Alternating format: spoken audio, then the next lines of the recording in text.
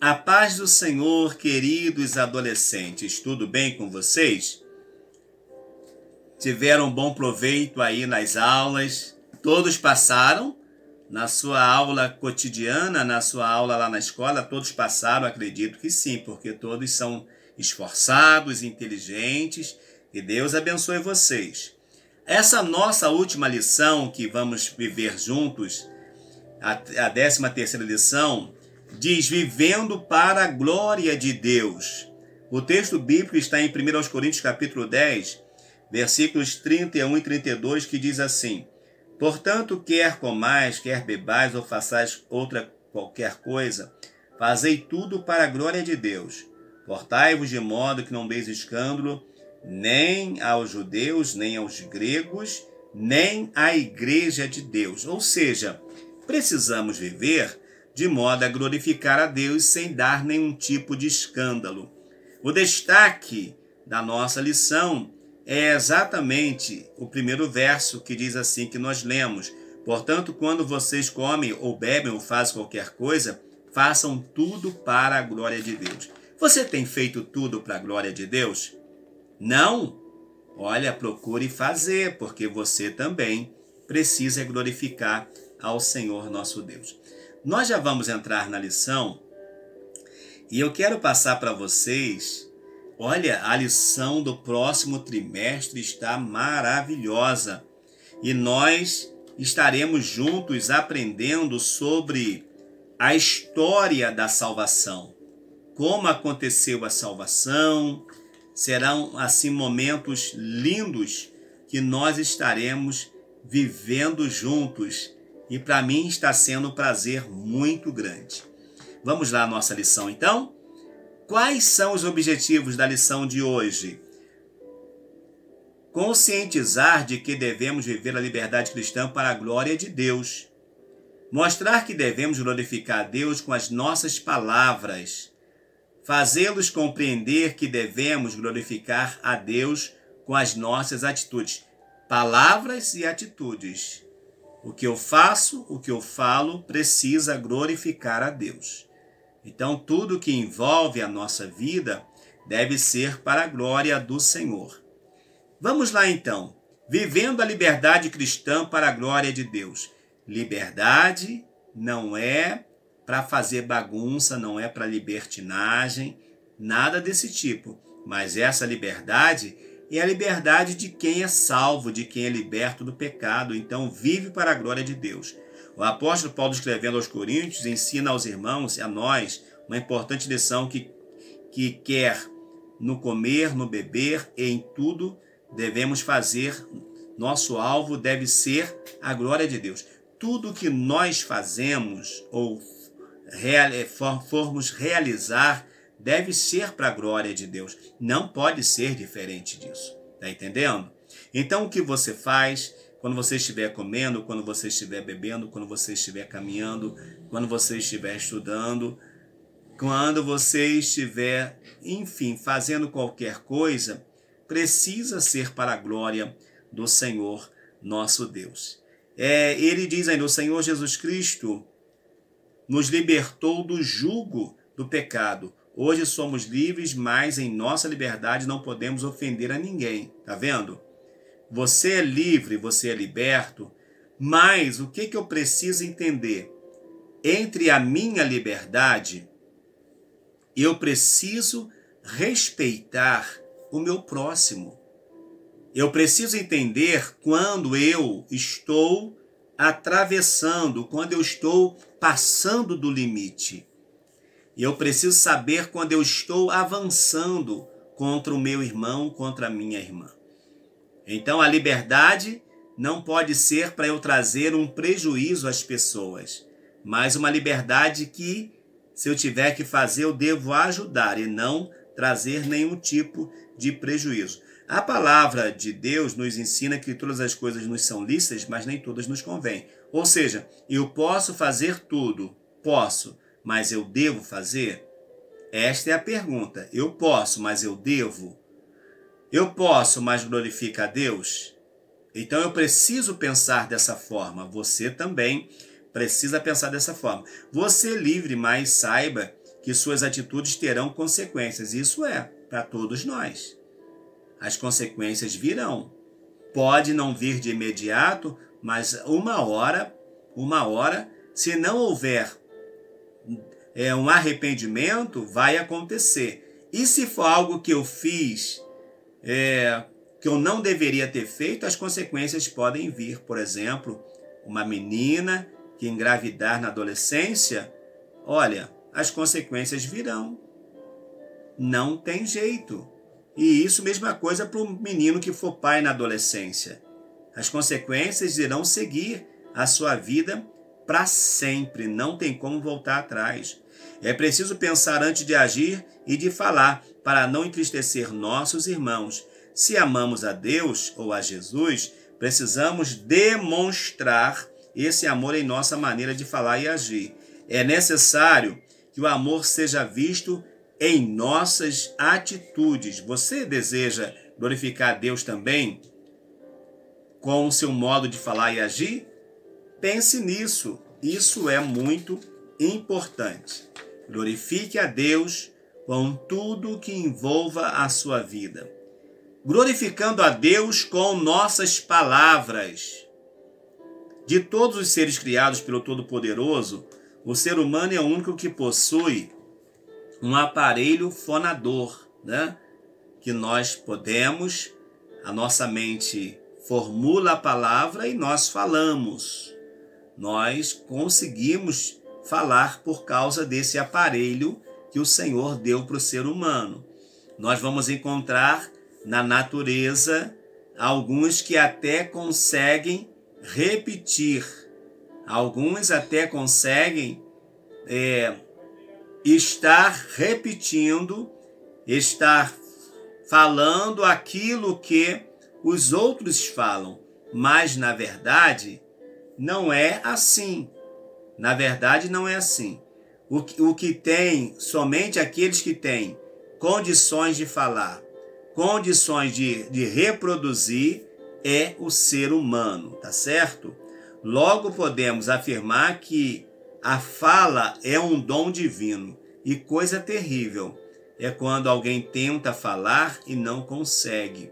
Esses dias mesmo, uma cantora cristã, ela estava cantando, teve um mal súbito, e ela disse então que ela literalmente perdeu a sua voz. Ela não conseguia nem falar direito. Mas graças a Deus, que Deus restaurou a voz da sua filha. E ela foi completamente abençoada e vai fazer a última agenda agora na segunda-feira. Diz então que a língua que nos foi dada, ela é algo terrível, tanto para o bem quanto para o mal. Ela pode ser devastadora, como pode ser abençoadora. Como uma fagulha, não, uma fagulha pequena pode incendiar uma floresta, todo um bosque, toda uma mata, também uma palavrinha pequenina que sair dos nossos lábios sem ter o nosso cuidado também pode trazer um prejuízo muito grande. Com a nossa língua podemos bem dizer a Deus, maldizer o próximo. Ter o controle da língua não é fácil, mas também não é impossível para o crente. Por quê? Porque o crente ele tem o domínio próprio. O crente tem a ação do Espírito Santo na sua vida. Então nós vamos entender que para o crente é mais fácil ele dominar a sua língua. É mais fácil ele dominar, por quê? Porque o Espírito Santo estará lhe ajudando. Agora, se ele não tem o Espírito Santo, aí ele só vai falar coisas que de fato, de repente, não vai nem ser aproveitado. Como alguém fala, né? Fulano fala 10 palavras, se aproveita uma é muito. Mas nós não podemos ser assim. Quem consegue controlar a língua, controla todo o seu ser ou seu corpo e pode viver para a glória de Deus. Então, vamos lutar para controlar a língua. Controlar esse membro que nós temos, mas que precisa ser submetido ao Espírito Santo também. Não podemos falar o que pensamos e achar que vai ficar tudo bem. Não, eu tenho que ter cuidado, porque senão eu posso trazer prejuízo a muita gente. Certa vez Pedro foi identificado como alguém que estava com Jesus. Vocês se lembram quando Jesus é preso? Pedro vai para o pátio e alguém vai dizer: olha, você estava com ele. Eu não estava. Você estava assim. Você fala como ele fala. Então, o crente tem o seu linguajar próprio. O crente tem o seu jeito de falar, o seu modo de falar. Isso o crente convertido, né? Porque se não for convertido, ele vai falar palavrões, ele vai falar tudo que não presta. Mas se ele é convertido, o seu linguajar também vai ser convertido para a glória de Deus. Sua fala evidencia quem você é como cristão? Sim ou não? A sua fala vai dizer quem você é? Ou você parece com aqueles que não têm compromisso com Deus? Deus é glorificado por meio de suas palavras? Nossa linguagem deve ser saudável e digna de não ser repreendida por ninguém. Use palavras certas para que ninguém possa criticá-lo e para que os inimigos fiquem envergonhados por não terem nada de mal a dizer a nosso respeito. Quando eu fico nervoso, quando eu fico assim, agitado, eu tenho que ter o cuidado para eu não falar o que não devo falar. Porque senão eu caio num erro muito grave, tá bom? Muito se falou a respeito do poder das palavras e não faltou heresias. Sabemos que nossas palavras não têm poder em si mesma. Mesmo assim, não podemos sair por aí falando o que nos vem à cabeça, pois nossas palavras afetam o nosso próximo de forma positiva ou negativa. Jesus ensinou que no dia do juízo todos terão que dar conta de si mesmo a Deus. Então vamos voltar aqui para a gente dissecar isso aqui que ficou um pouquinho confuso. Muito se falou a respeito do poder das palavras e não faltou heresias. Sabemos que nossas palavras não têm poder em si mesmo. A nossa palavra, irmãos, ela tem poder sim. A nossa palavra tem poder sim. Com ela, como diz aqui o texto mesmo, com ela nós glorificamos a Deus e maldizemos as pessoas. Então ela tem poder tanto para abençoar quanto para maldizer. Haja vista quando Noé ele vai e amaldiçoa o seu filho mais novo, dizendo que ele seria servo de Sem e de Jafé. Aconteceu. Então nós temos que ter o cuidado, porque a nossa palavra, ela tem poder sim. Eu posso tanto abençoar quanto maldizer. Por isso que você deve sempre estar dizendo assim: a minha casa é uma bênção, meus filhos são uma bênção, a minha esposa, ela é uma bênção, o meu esposo. Você diz assim: meu pai, minha mãe é uma bênção, meus irmãos também são bênçãos. Deve ser assim. Eu não posso usar uma outra palavra para descrever, porque senão eu vou estar trazendo complicação sobre a vida de alguém. E biblicamente isso não é agradável. Então a minha palavra, quando eu falo, tanto eu abençoo como não abençoo.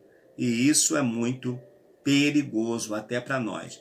Quer aprender a guardar a sua língua do mal e glorificar o nome do Senhor? Então, leia, estude o livro de Provérbios. Provérbios é cheio de ensinamentos quanto o dever, o cuidado que nós temos que ser no falar, o nosso linguajar também deve ser convertido, porque senão nós acabamos tendo o linguajar não convertido.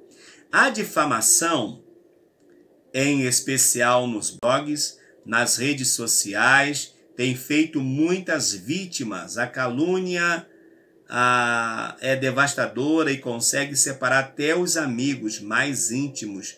O diabo é o pai de quê? Da mentira. E toda mentira e engano procede dele. Muitos usam sua língua para fazer fofoca, caluniar os outros ou distorcer a verdade. Saiba que Deus abomina a língua mentirosa. Ou seja, Deus abomina o fake news, a notícia falsa, aquilo que se fala contra os outros. E nós temos que ter o cuidado, porque tudo que é falado na rede social se cria um vulto muito grande. Do nada, cresce, desenvolve algo assim muito grande e é perigoso. Pessoas são, às vezes, até mortas por causa de notícias falsas na internet. Pessoas são colocadas como pessoas que fizeram mal para crianças, por exemplo, e elas são, às vezes, levadas à morte por causa disso. E quando vai descobrir, tudo o engano. Não passou de uma mentira, de uma calúnia. De repente alguém fala, mas o teu amigo falou isso de você, e o amigo não falou nada. E de repente há um cabo de guerra entre amizades antigas. Então precisamos ter o cuidado. Chegamos ao final da nossa lição e vamos recapitular aqui a nossa lição de hoje. Quando diz assim, a vida é curta e por isso precisamos viver de modo sábio, glorificando a Deus com nossas palavras e atitudes. Que você possa viver todas as fases da sua vida em comunhão com Deus e sempre desejoso de agradá-lo em tudo. Faça diferença, tá? Faça diferença em nossa sociedade. Ei, não precisa fazer diferença no mundo. Faça diferença onde você está. Porque aonde você está é o seu mundo. Então faça a diferença no mundo em que você está. Vivendo única e exclusivamente para a glória do Senhor nosso Deus. Vivi essa experiência com vocês. Para mim foi maravilhoso. Eu não sei se para vocês foram também assim dias maravilhosos, mas para mim foi, e eu agradeço ao Senhor nosso Deus. E na nossa próxima revista, que eu já disse a história da salvação, nós iremos falar sobre criados à imagem de Deus, errando o alvo, pecado, a maior pandemia da história, uma promessa, uma esperança.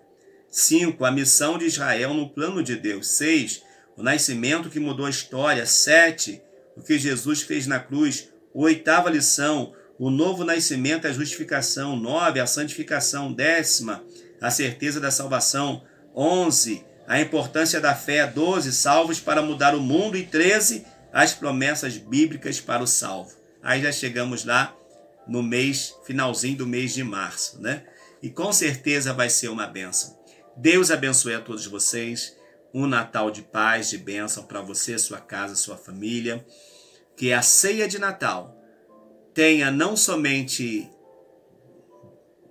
maravilhosas guloseimas, mas que tenham principalmente a presença do Senhor Jesus. Um abraço a todos. Pastor Valmir deseja a você e a sua família o Natal de paz, o Natal de bênção na presença do Senhor. Deus abençoe. Se não se inscreveu no canal, ainda se inscreva, acione as notificações para que você tenha acesso aos nossos vídeos. Fique na paz do Senhor Jesus. Amém.